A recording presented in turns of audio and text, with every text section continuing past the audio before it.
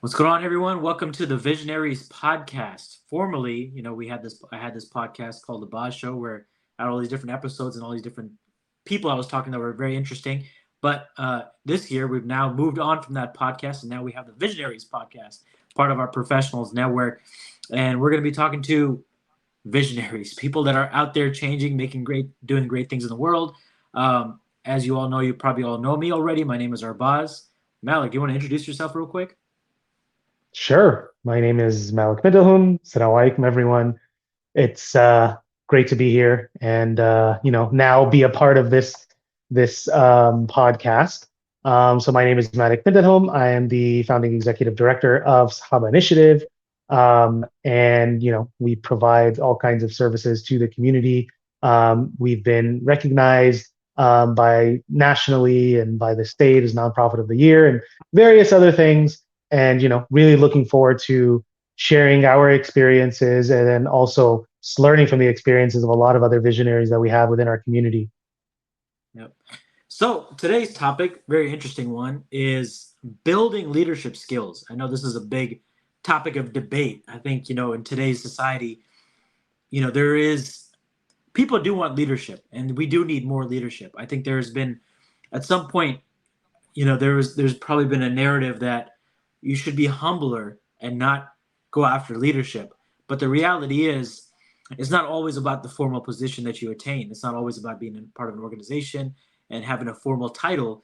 It's the leadership that you have within your family, within your community, within whatever setting that you're in.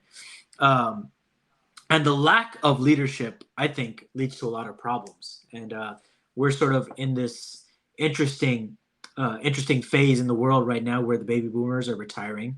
We have a lot of older people that are retiring. They were formerly in a lot of executive roles, corporate roles, whatever other roles, all in all of our organizations throughout the globe. And millennials and Gen Z are lacking the leadership skills to take on those roles, and they're probably also not as interested as other generations. Um, and there's probably a lot more higher standards for leadership now than there has been in the past. I'm sure there's the running joke about the Flintstones and how the boss is, and you're sort of on this clock. You got to time in, yeah, you got to clock in, and if you don't at a certain time, you're going to be yelled at, and that was just sort of normal. But I think we're now pushing back, and it's not as ordinary to yell at your employees and be toxic, and I think there's a little bit of pushback there, which is a good thing. So today, as we dig deep into where leadership came from, Malik, it would be great to hear about, you know, where leadership began for you, and how did you start developing those skills? Yeah. Um, Something interesting, I guess, about leadership and kind of the way that I look at leadership is I see it kind of as a process, right? And a process in the sense of number one, you have to have the skills, right? Which is obvious, right? You need to have some type of skills to be able to lead, right? And you can get that through doing, some type of program, certification, whatever it might be, right? But I feel like there is a key component that's missing, especially nowadays, that maybe, some of our predecessors, they maybe have not, they maybe didn't know this is what they were doing, but I think they actually mastered it, which is kind of the experiential learning, right? In that it's one thing to know a concept, it's one thing to know something, it's another thing to put it into action. And Yeah, I feel like there's a big disconnect right now in that, okay, well, I got this certification, I got this degree, why aren't you hiring me? But it's like, well, okay, you have to show that you can be a leader, right? It's one thing to say, yeah, I understand empathy, I know what empathy is. It's another thing to have empathy, right? And I feel one of the things that's which, by the greatly way, missing empathy nowadays. is the biggest thing that leaders across corporate America are missing. Like from CEOs, Absolutely. everyone. Like empathy is gone because there was a hunter's mindset in corporate America, especially at the CEO Yeah. level, where you just lose empathy. You just don't care. You have to meet the numbers. You have to do a Yeah. lot of things. Um, which is a big reason we have so many problems in society. Yeah, absolutely. And not really kind of a lot of people nowadays aren't willing to put in that time, right? Because, I got my degree, I just want to be there already. But it takes time, right, to be a true leader, to be someone that is looked at by, your, whether they be your constituents, whether they be your employees, whoever they are, to be looked at as a leader. It takes time. It's not just a title, right?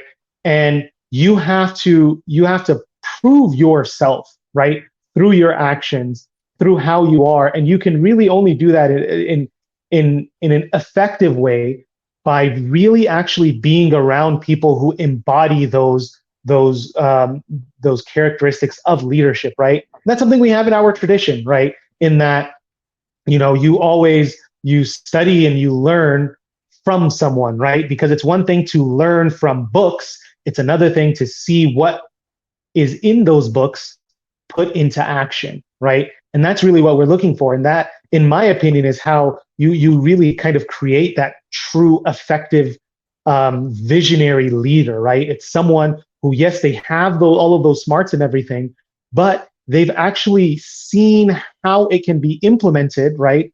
And they themselves are working on implementing it within themselves and within their lives.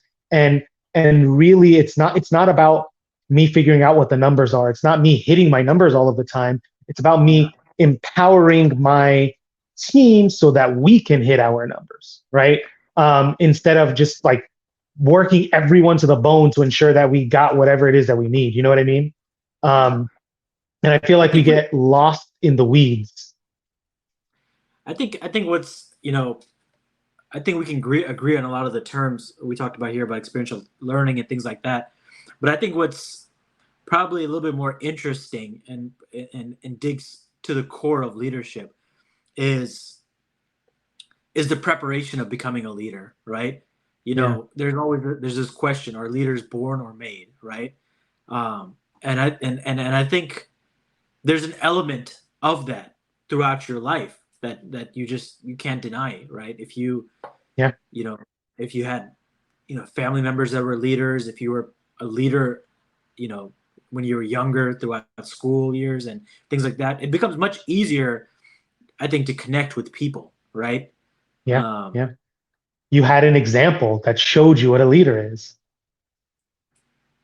yeah, definitely. I mean, you had that example throughout life, but then I think there's also a disconnect where sometimes, and I see this also a lot, somebody might have been popular in high school, or before that, and then what ends up happening is that they try to use their popularity as a form of leadership in whatever other settings they're in, right? And then Yeah, people can see through that. They can see through that. You're just trying to get by with fluff. You're not actually producing any substance.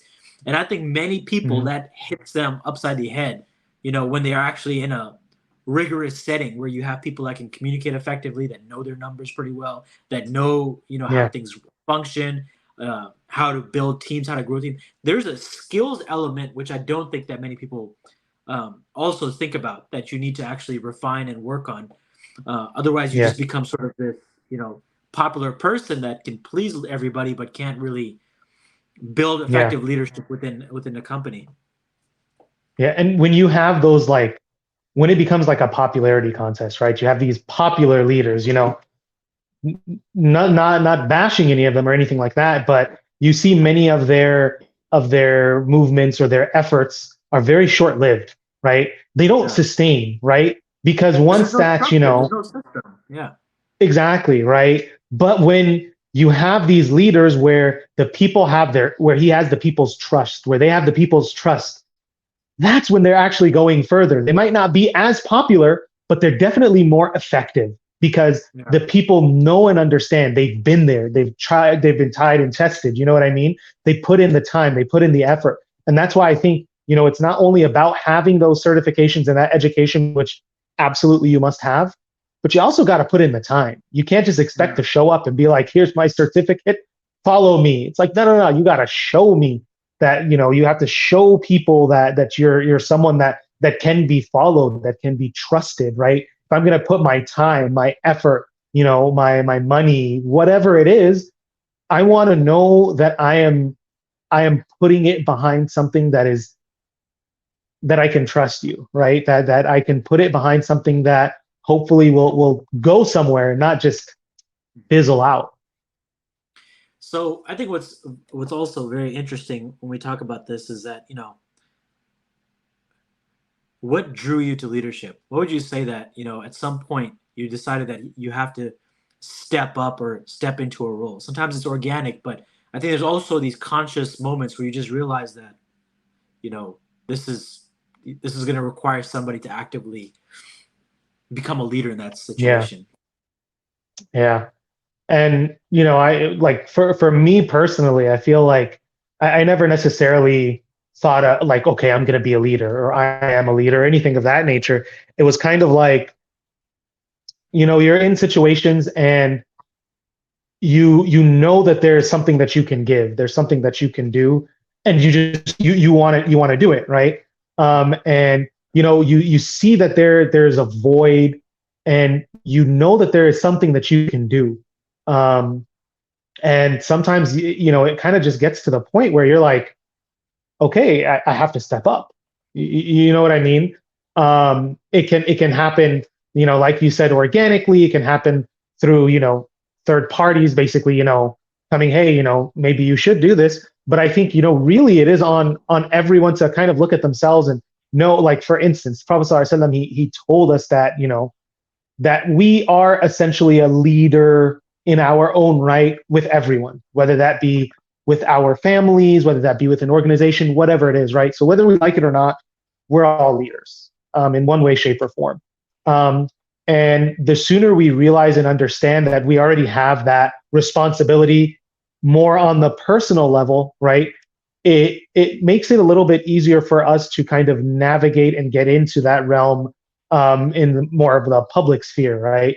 Knowing and understanding that, what, Allah subhanahu wa ta'ala gave me the ability to do something, I'm going to try and do it as much as I can.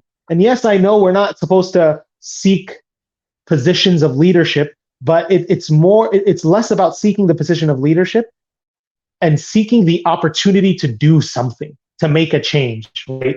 Seeking an opportunity to be able to take something to the next level. That's what we should be seeking, not the title, not the status, all of that stuff, right?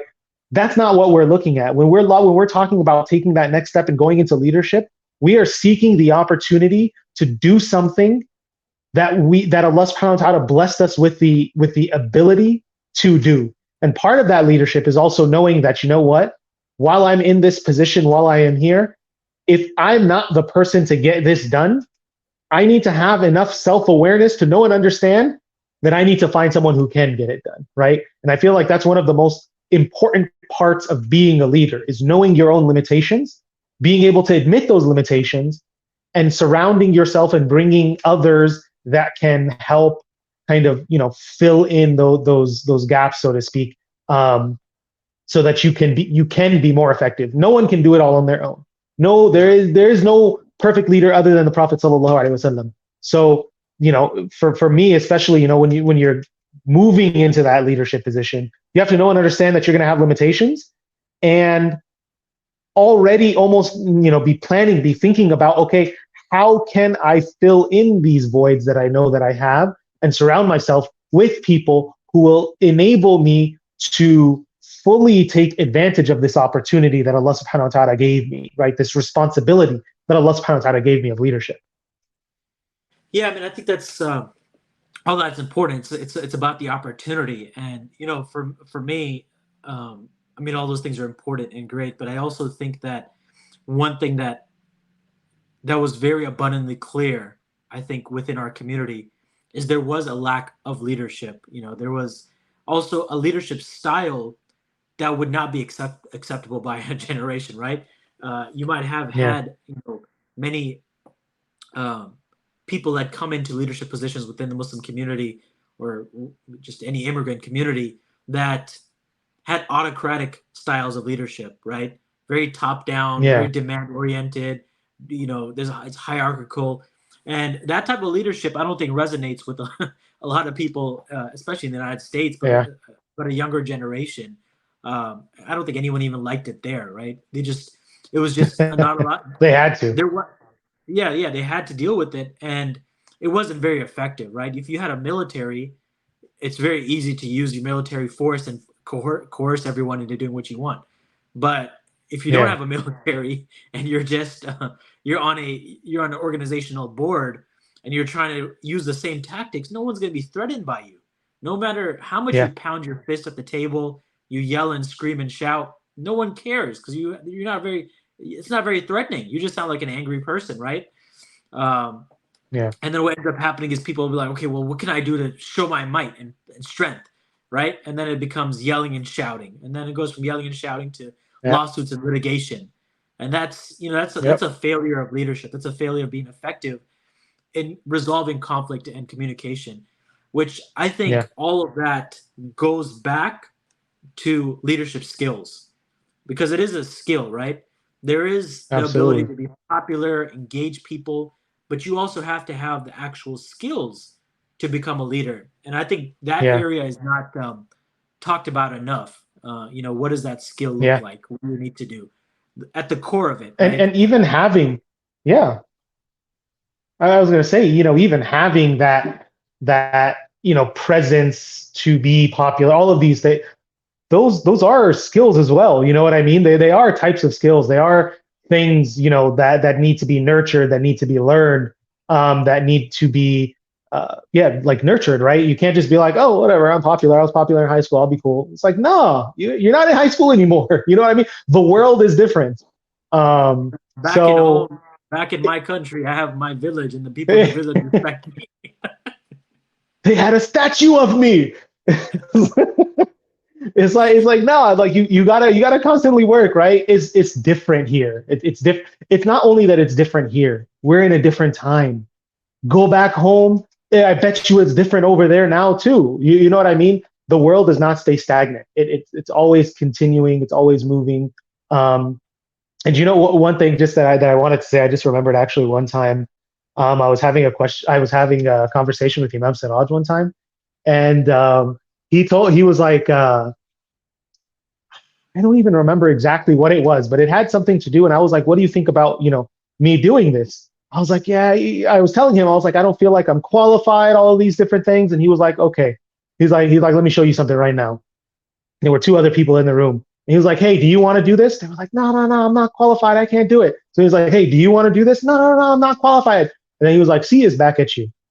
In our community, we just end up playing hot potato. And what happens is nothing ever gets done because no one It's ever almost steps as up. if people use humility to get out of things. They're like, "Oh no, I'm just too humble to do any work," and you just get out of situations Exactly. because you're so humble. Exactly. So he was like, you Um, know what? He exactly. He was like, it's about the work. Just get the work done. Who cares about all of this and that? He was like, you have Allah subhanahu wa ta'ala is giving you the opportunity to do something. It's an opportunity. Take it. So do it. Don't keep playing hot potato because then nothing ever gets done. And that's why our community hasn't progressed as it should because the people within our community who have the ability to take our community to the next level have been pushed to the back or through that extreme humbleness end up sidelined because there are other people who have no business in leadership. They'll be like, yeah, of course I'll take it. No one else is. You know what I mean? yeah, I think one thing that I think needs to be defined a little bit further is, we talked about leadership being confident, being an excellent communicator is a big part of leadership. But there's a lot of aspects that we haven't talked about. Many people do not forget that that's part of leadership. Resolving conflicts, that's part of leadership. The ability Huge. to hold your ego is leadership. The ability to be patient. So all of these things, they're all areas of self development. You have to be very in tune with yourself as a human being to Hmm. be an effective leader, and then you have to also have the skills in each one of these settings to be able to understand. Yeah. I mean, look, you deal with different generations. You have different types of people that think different ways. So you're constantly evolving as a leader to grow. And too much of it, I think, has been tied to a position. You assume a position, everyone listens, and if they don't listen, they can just go kick rocks. And I don't think that's where everything gets stuck, and they get stuck in Yeah. you know in one role. So Yeah. I think this should be great. I mean, this podcast, the Visionaries podcast, that we're going to be talking with leaders, creators, entrepreneurs, people that lead companies, people that are within organizations, change makers on the ground, to CEOs, whoever. We're going to talk with a lot of different people to really understand, how to set a vision, how to become a better leader, and just be more effective all around as a human being in your professional life, but also your everyday life. Yeah. Really looking forward to it. All right, everyone, take care. All right. So now I can